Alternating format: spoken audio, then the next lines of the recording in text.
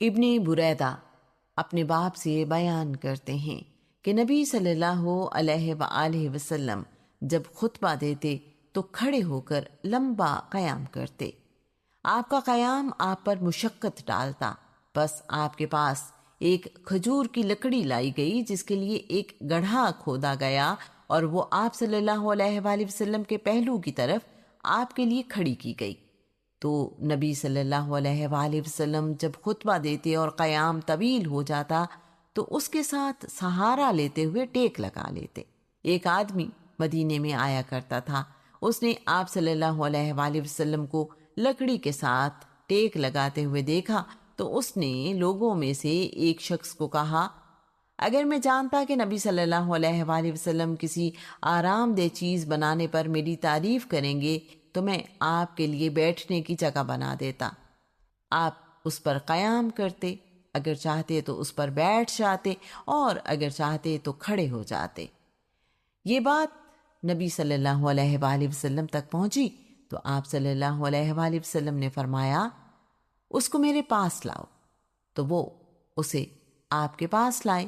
آپ صلی اللہ علیہ وآلہ وسلم نے اسے فرمایا، وہ آپ صلی اللہ علیہ وآلہ وسلم کے لیے 3 یا 4 سیڑھیاں بنائے جو اب مدینے کے منبر میں ہیں۔ رسول اللہ صلی اللہ علیہ وآلہ وسلم کو اس پر آرام ملا، اور جب نبی صلی اللہ علیہ وآلہ وسلم نے لکڑی کو چھوڑ کر منبر کو اختیار کیا تو لکڑی بے تاب ہو کر ایسے روئی جیسے اونٹنی روتی ہے۔ بریدہ کہتے ہیں، جب نبی صلی اللہ علیہ وآلہ وسلم نے لکڑی کا رونا سنا تو آپ صلی اللہ علیہ وآلہ وسلم اس کے پاس تشریف لے گئے، اپنا ہاتھ اس پر رکھا اور فرمایا، تو 2 باتوں میں سے جسے چاہے پسند کر لے۔ اگر تو چاہے تو تجھے اسی جگہ گاڑ دوں جہاں تو تھی اور جیسی تھی ویسی ہی رہے، اور اگر تو چاہے کہ تجھے جنت میں لگوا دوں اور تو جنت کے چشموں اور نہروں سے پانی پیے اور اچھی طرح اگے اور پھل دے اور تیرا پھل یعنی کھجور اولیاء کھائیں تو ایسا کر دوں۔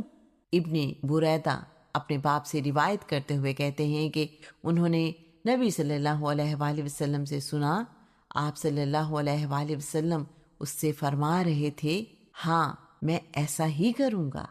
آپ صلی اللہ علیہ وآلہ وسلم نے اس طرح 2 مرتبہ فرمایا تو بریدہ نے نبی صلی اللہ علیہ وآلہ وسلم سے پوچھا تو آپ صلی اللہ علیہ وآلہ وسلم نے فرمایا، اس نے اس بات کو پسند کیا کہ میں اسے جنت میں گاڑ دوں۔